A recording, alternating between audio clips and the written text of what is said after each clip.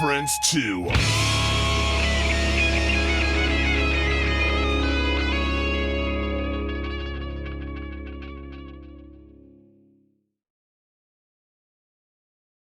Togetherness. I love it. Oh shit! Sorry. There we go. All right. Sorry, that was as I was trying to say earlier. Is that too loud now? Am I coming in too hot? No, it sounds great. Are Perfect. you blowing in his ear? Hey. if I have to. So what's going on, guys? Just kind of want to introduce ourselves. My name is Randy. I'm in Oklahoma City. Hey, Randy. Hello, sir. And I am John. I'm in Topeka, Kansas. John, what's up, man? I'm Tommy, I'm Maddie. and we are in Los Angeles, California. Born and raised. We're not transplants though. We didn't move. We didn't move here. We got dumped out here. It's like, yeah, moved here to follow my dreams. I failed, so I'm gonna dump you out here. So I'm just gonna stay. We're just staying. Why not? I'd start with a compliment to you guys, and the sample that Randy played of a song that we're going to play a little bit of here in a little shortly. Your vocals are absolutely soothing. I love it. Oh, thank you so much, man. Thank you. Just I hope that That's why he's translates here. whispering in your ear. I get it. Yeah. Yeah. Yeah. So tell us about the butter girl. Tell us about the band. I mean, it's kind of a different setup. You've had multiple band members and that type of thing, but you've decided to just go with two. How did you guys come to that decision? I think it was the last guitarist that we had a falling out with, and that was the last guitarist in a long line of guitarists where it would just kind of I don't really like guitar solos a whole lot, and I think that pissed some people off. And yeah. Also, if if we're at a party and you pull out a guitar and start singing, Campfire. Wicked Game by Chris Isaac to try to like kiss girls, it's like, dude, we're adults. Let's be grown-ups here. It's the beginning of the end of the party. Yeah, exactly. It's like nobody wants that, man. It's a weird vibe. So we that happened last year, and I want to say March, April. Mm-hmm. I think so, yeah. And yeah, it just kind of we auditioned a couple guitarists, and it just wasn't really clicking. And there's a couple bands that I love that are just bass and drums, and they do some really inventive. Actually, I was gonna say. Royal Blood. I'm wearing one of the bands, Royal Blood. I'm wearing their shirt right now. Right on. Death from Above is another one. White Stripes did a lot of cool stuff, kind of on the opposite end with guitar pretending to be bass as opposed to bass pretending to be guitar. But there are a lot of bands that have done it really well.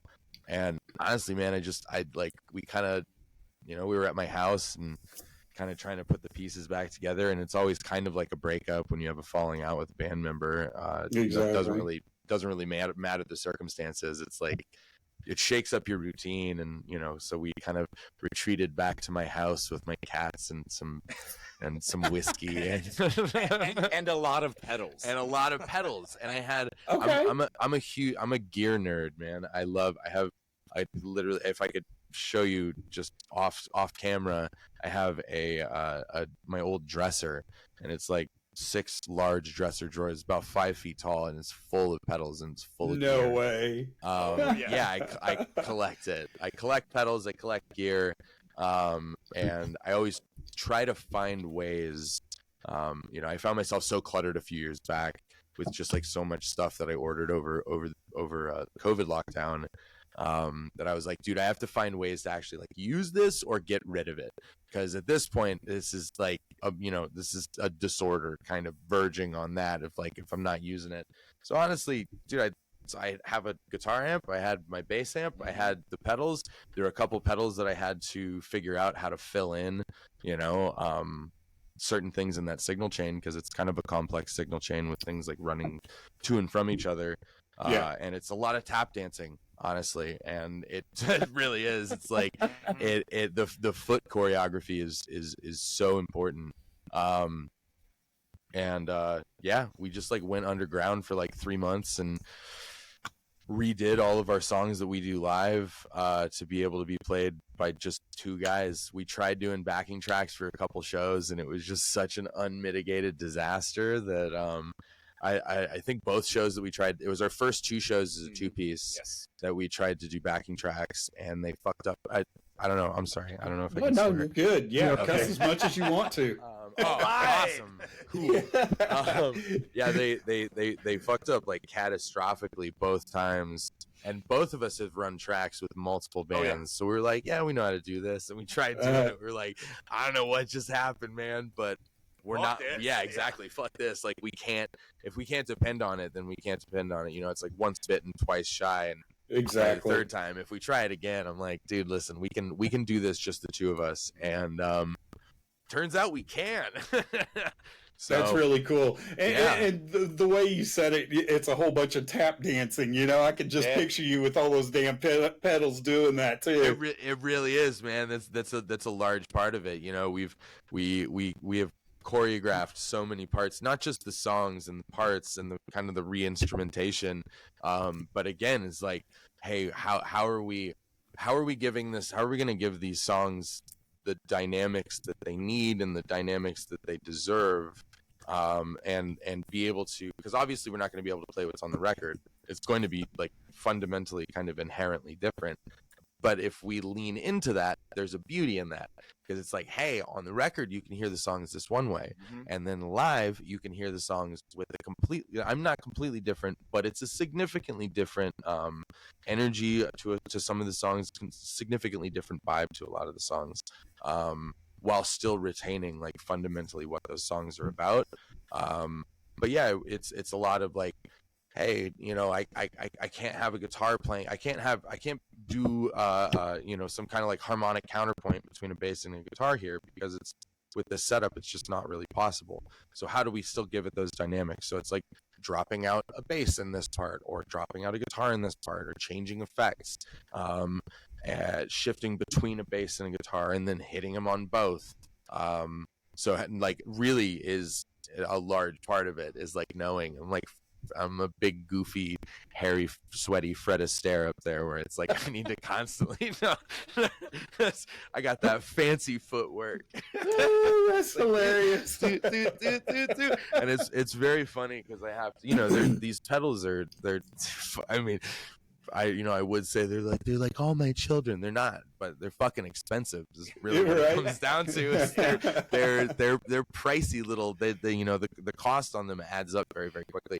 So knowing, I'm slamming around, and I'm 6'7", man. I'm a big dude, and we get down pretty hard on stage, and I'm jumping around and slamming my feet and kicking my feet and running all around the stage. And then I get over my pedal board, and it's just like little twinkle toes. Little twinkle toes just comes in like,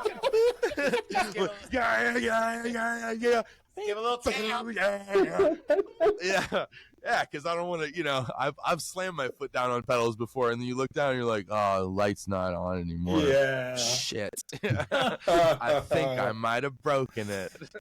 Dude, that's that's hilarious. So, do you guys have any plans to tour or have anything going on? Oh yeah, we have All a right. fun we have a fun summer of shows all around the West Coast. Right now, I think our next run is going to be we're doing Hollywood, 29 Palms out by the Marine base cool. out there for 4th Yeah. of July, so that should be fucking hell crazy. Hell yeah. It's like Hell yeah. the largest Marine base in the world for a music festival on 4th of July. I'm like, yeah, man. We're doing it. Yeah, let's. When we got that offer, they were like, "Do you want July 4th or do you want July 5th?" I'm like, "I want July 4th. That sounds insane." Yeah, July 5th is when the Marines are hungover and have to go back to work. July 4th, they got that day off. Marines know how to drink, dude. Yeah, so count me in for that. And then we're out to Vegas and then back to LA. We got some stuff, and we're still putting some stuff together for like late July and all throughout August. We're kind of solidifying a West Coast run in, I believe, August and September. So there's, Really cool. other than what was it, 29 Palms and Vegas and a couple 2-3 LA shows and a few shows down in Long Beach and like Costa Mesa and San Diego. Okay. Yeah. Cool. Find all the dates. We keep all our dates on our Instagram and on our website and stuff. Right. Yeah. I saw that you guys had just played about 4 different shows here, just consecutive at the beginning of the month. So Yeah. so that's great. Yeah. So the album "Born to Lose", has that been released yet, or are we still waiting for that? You're just giving tidbits. I'm just giving tidbits right now because I think in the Gotcha. world, as much as so "Born to Lose" is not out in its entirety yet. It's a 13-track record. I think our last EP I really learned a good lesson from, because it had been a while since I'd put out a record when I put that one out, and it'd probably been like 3 or 4, maybe 4 or 5 years since I'd put a record out. And the landscape had changed dramatically. Exactly. Dramatically. It sure is. Dude, I put that EP out on the day, just like impulsively dropped that EP on the day that we had our first show, and like just started a social media presence, and I was not playing into the, for better or for worse, the landscape that we're in now, which is like, if you don't have an existing social media presence and you release a song, you better have a lot of money to promote that song. Yeah. Realistically, if you want it to get anywhere. I still have songs on that EP that are like not even haven't even charted on Spotify, and people will find them like years later and go like, dude, this song's amazing, like why does it only have like 900 plays? I'm like, I don't fucking know, man. Because I was 6 years old too. Exactly, man. And it's like, but it's like at that point, in that the way that algorithmically that everything works is like, it's the algorithm's a tweaker. The algorithm is like crackhead thinking, and it totally agree. And it fundamentally creates that same level of super short-term thinking with no regard for long-term consequence in its user base. You know what I mean? Where it's like the algorithm's like, hey, this song's 2 weeks old and doesn't have 1 million plays yet. Fuck off. Yep. And so we are trying to release singles in the way that, again, for better or for worse, there's never been. I think that's the way to do it. I really do. Yeah. Today in this market, that's an album, a 13-song album. You just release it all out to them. People's head will explode. Exactly. What am I doing with this? And This dude, is gonna take me 3 days to listen to. yeah, exactly, man. Like we all came up in a time when I remember a time when I would order a CD through a catalog and, wait for it to get to my house and sit there. And when it got to my house, it was like, dude, It's Christmas. it was Christmas and I'm not leaving for the next couple days. I'm listening to this record. And if you want to see me, come over to my house because I'm listening to this. Or if you want to see me, you better have a CD player and a halfway decent sound system and a couple joints because I want to listen to the new Gorillaz record and I don't want to fucking do anything else. Hell yeah. I was specific. I want to backpedal for just a second because moments ago you said everything's on your Instagram and your Facebooks and all the social medias. What's the best place for everybody to find you guys? Probably, I think Instagram is the most informative. It's just at Paradise Vultures on Instagram. We're working on the YouTube too. YouTube is very cool. We're trying to, again, learn what the algorithm. What do you want? Oh, algorithm. What are you looking for? And then I try to feed the algorithm what it wants. You know what I mean? If the algorithm wants Cheetos for breakfast, like fuck it, man, I'll give you Cheetos for breakfast. Like, give me money and I'll give you Cheetos for breakfast. I don't give a shit. No shit. But yeah, we all of our music videos are on YouTube, and those are all super fun. If you guys haven't checked them out yet. Speaking of your music videos, I think Randy has one he's going to play a short little clip of. I do actually. I'm going to go straight to your website and play it off of there. Also, our website is a good hub for information. Yes. There we are. All right, look at these guys. Look at these guys. Yeah. All right. So we're going to play a little bit of Catacombs. So here we are.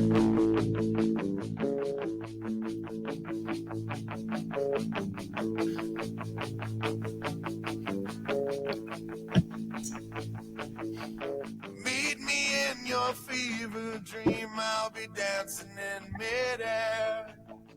Kaleidoscopic daisies slipping through our hair.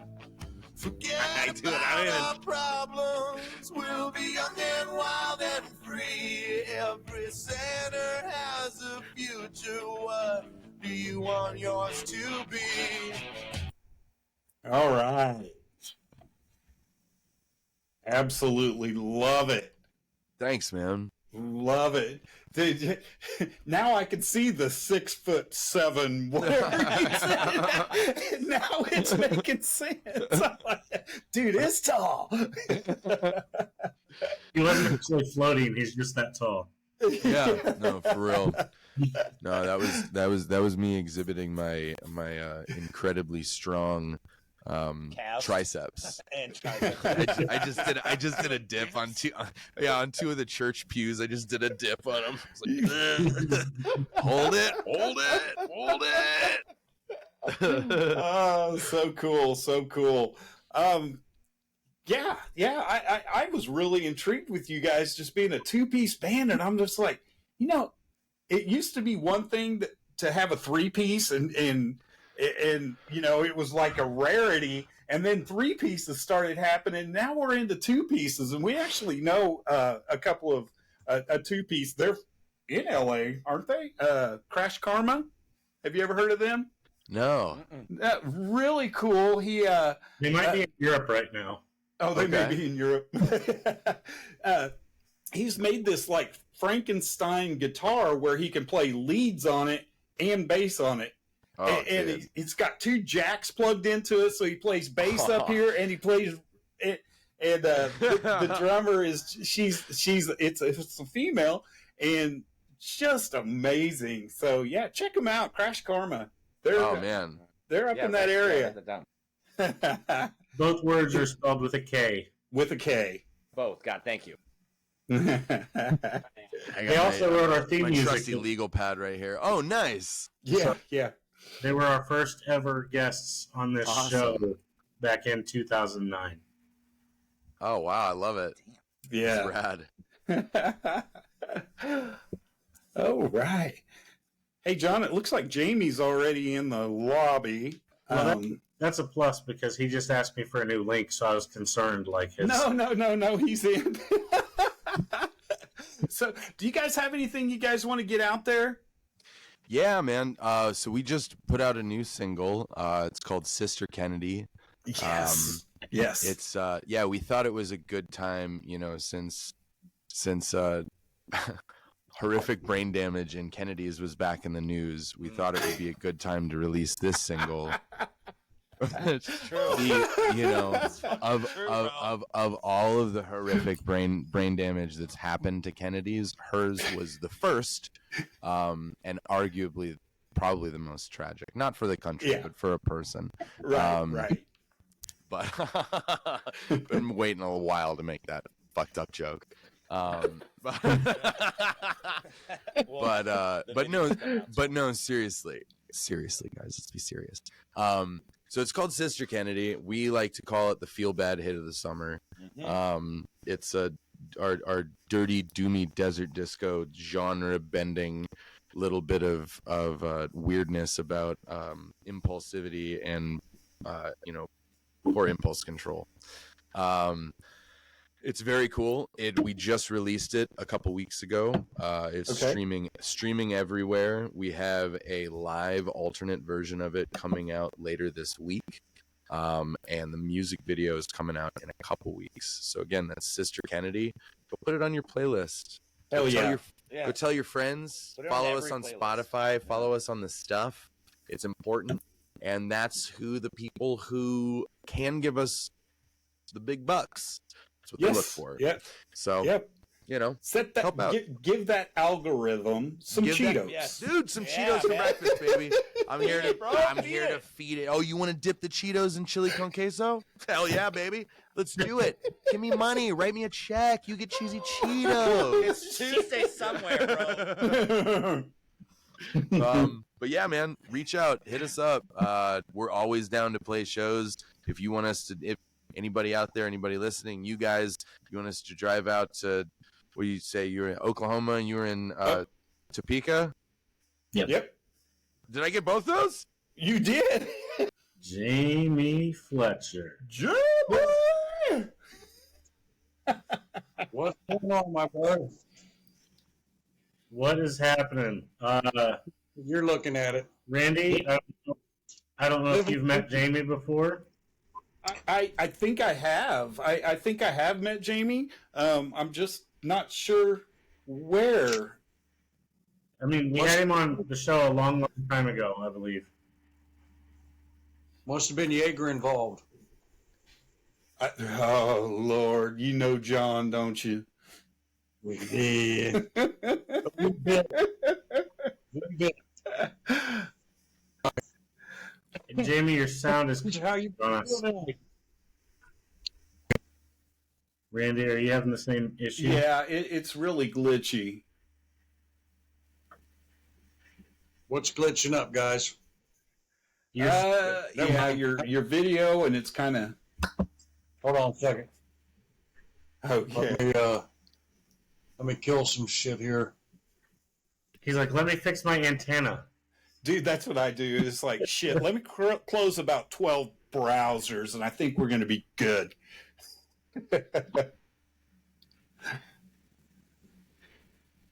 about that? Is that any better? We can hear you much better. Yeah, I can hear her a lot better. Well, we have had some technical issues tonight. Apparently, at the last minute, it decided to say "fuck you" to Facebook. Then it said "fuck you" to YouTube, and but we are recording, and we're going to have this all rolled up into a nice little package, and we'll be able to share it, and it'll be on YouTube, Spotify, and all that good stuff. So rest assured, we are still videoing, and even though it's not going out live, which like we wanted. And I've got to tell you, man, your fan base has been insane today, dude. Max Headroom.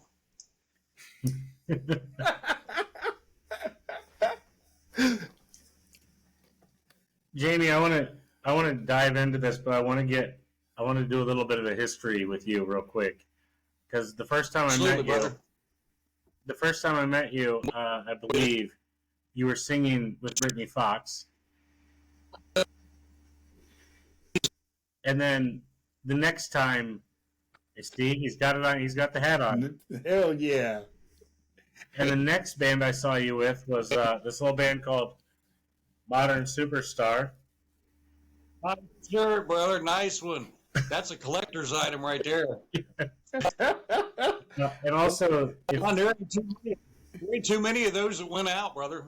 you look up right about there, I don't know how well you can see it, but that's a photo of you guys. Right on, right on. You still adorn the walls. So now it's weird to hear that you're not singing. So how did that transition take place for you? Me and Rich got contacted by Joey, and there was people that were needed. Me and Rich are both, we've got side projects going on, you know, we always stay busy. But we got into this with Joey, and it was kind of a this needs this. He's got Love and Opium. It's established. Mm-hmm. You know, I mean, he's been on it for a while. So he was needing players, is what it was. And Rich contacted me and put me in the game, and then we got our team on it. William Mitchell and Victoria Sieber, and hit the beginning of it. Joey was like, and it was hard. I understand where he's at, because it's hard to get everything tore down and built back up with a stronger base. He had a lot of stuff going for him, a lot of stuff rolling, and him and Mike. And then there was a proposition. Rich got a hold of me, Rich Green, you know, Bullet Boys, Modern Superstar.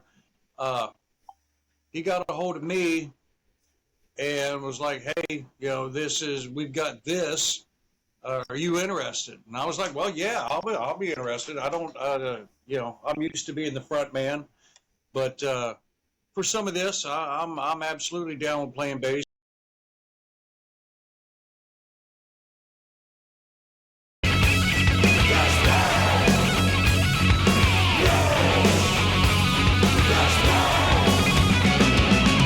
We bang your ugly friends too.